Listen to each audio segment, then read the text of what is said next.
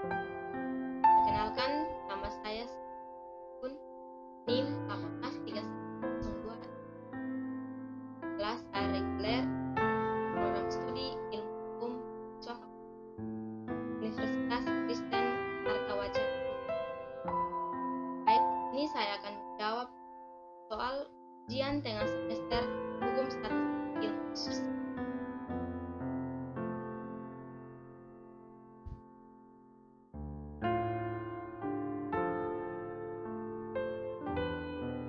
Baik, soal yang pertama, jelaskan pengertian populasi, sampel, variabel, skala nominal, ordinal, interval, dan rasio.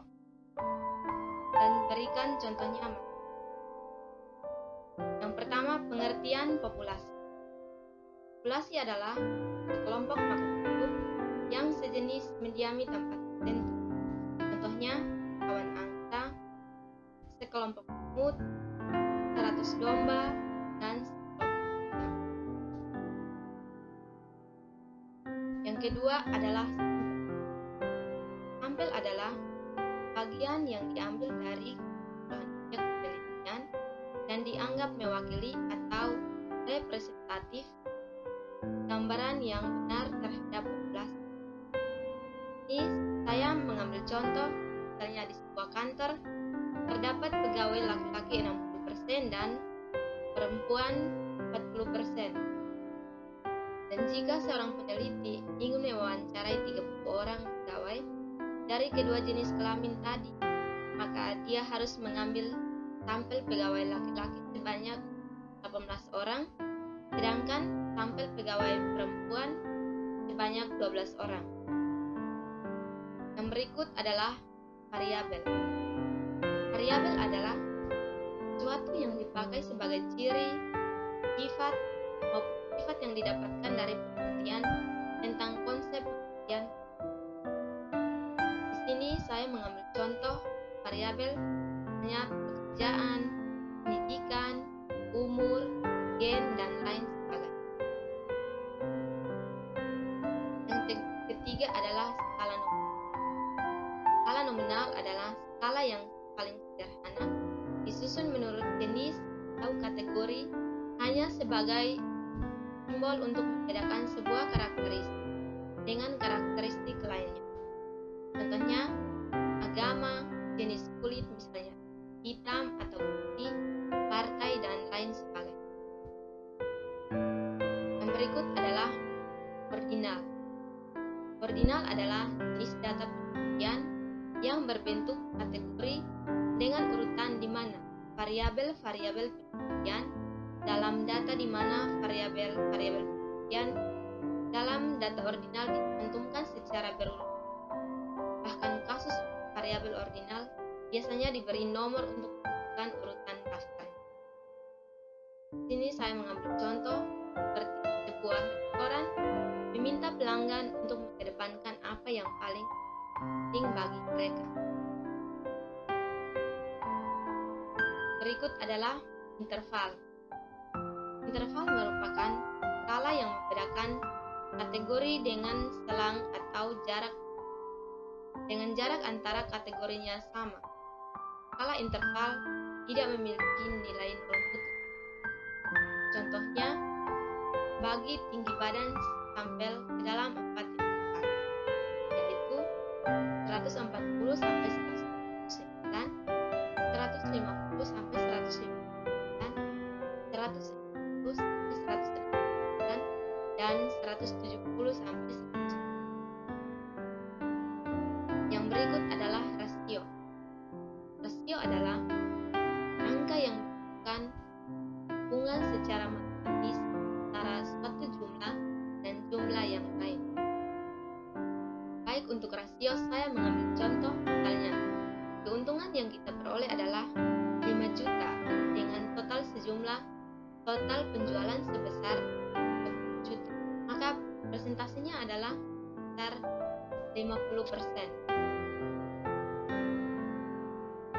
Baik, yang berikut kita masuk ke nomor 2, yaitu mengapa kita harus belajar statistik. Jadi sebelum kita mengetahui mengetahui mengapa kita belajar statistik, kita harus memahami apa itu statistik. Jadi statistik adalah himpunan persamaan matematika yang kita gunakan untuk menganalisis hal-hal. Hal itu membuat kita dapat informasi tentang apa yang terjadi di dunia sekitar kita.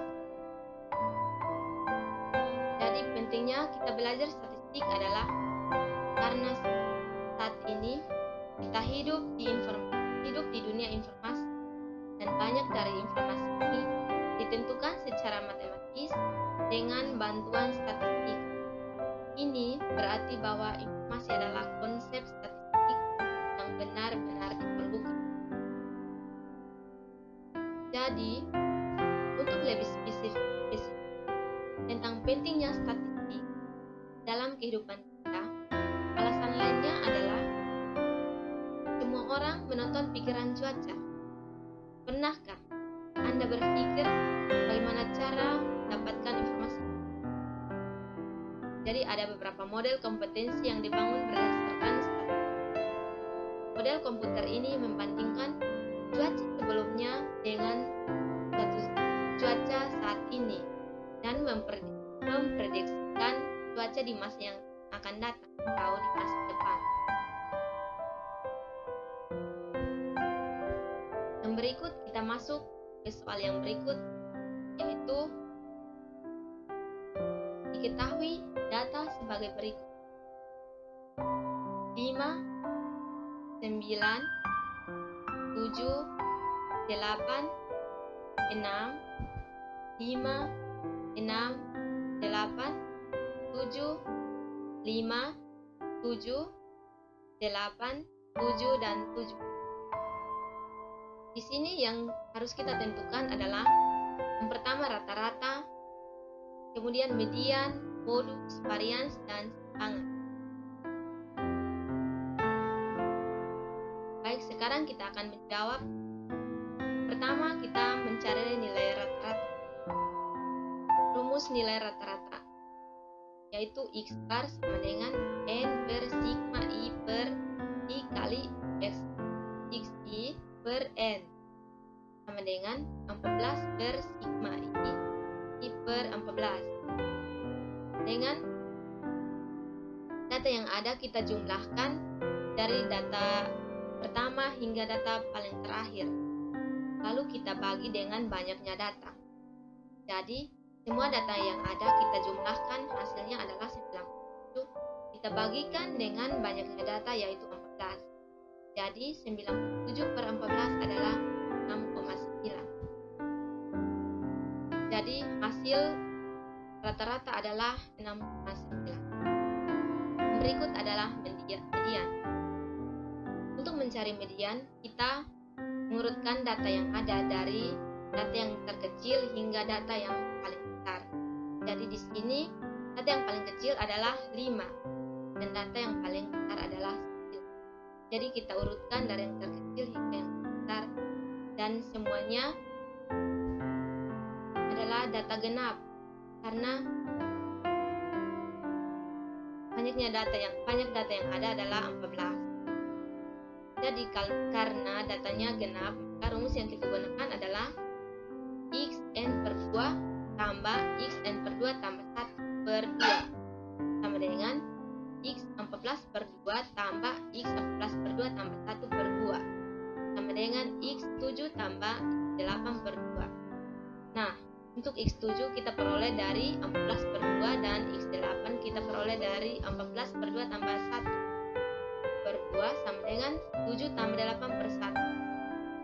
Jadi 7 tambah 8 sama dengan 15 dibagi dengan 2 hasilnya adalah 7,5. Jadi hasil median untuk data yang ada adalah 7,5. Yang berikut adalah modus. Jadi modus adalah data yang paling banyak muncul. Jadi dari sekian data yang ada, data yang paling banyak muncul yang kita perhatikan adalah data yang paling banyak muncul adalah angka 7. Jadi, baik, yang berikut adalah ya. rumus varians adalah dan sigma x kuadrat. X kuadrat yaitu data awal kita kuadratkan, dan adalah 697. Nah, 697 kita peroleh dari data yang ada dikuadratkan lalu dijumlah.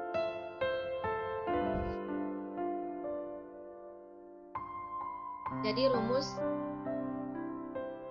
varians adalah S kuadrat sama dengan NI kali N per sigma I xi kuadrat kali N per sigma xi kuadrat per N kali N kurang 1 sama dengan 14 kali 697 kurang 97 kuadrat per 14 kali 14 kurang 1. Nah, 697 kita peroleh dari data yang ada, kita kuadratkan lalu kita jumlahkan. Ini kita menghasilkan nilai hasilnya adalah 697, dan 97 kita peroleh dari data yang ada, kita jumlahkan per 14 kali 14 kurang 1 dengan 9.759 kurang 9.401 9 per 14 kali 13. Nah, 9.758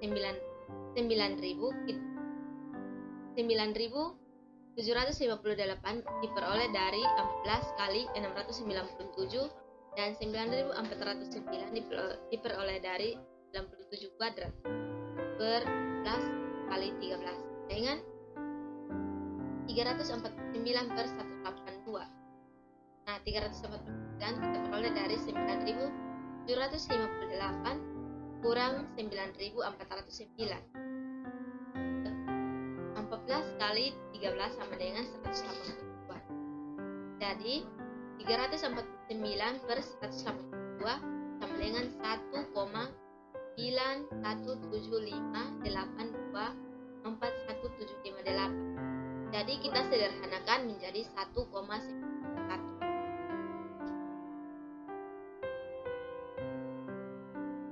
Dan yang terakhir adalah simpangan baku. Rumus simpangan baku adalah S sama dengan akar dari S kuadrat. Nah, tadi di hasil dari varians S kuadratnya adalah 1,91. Jadi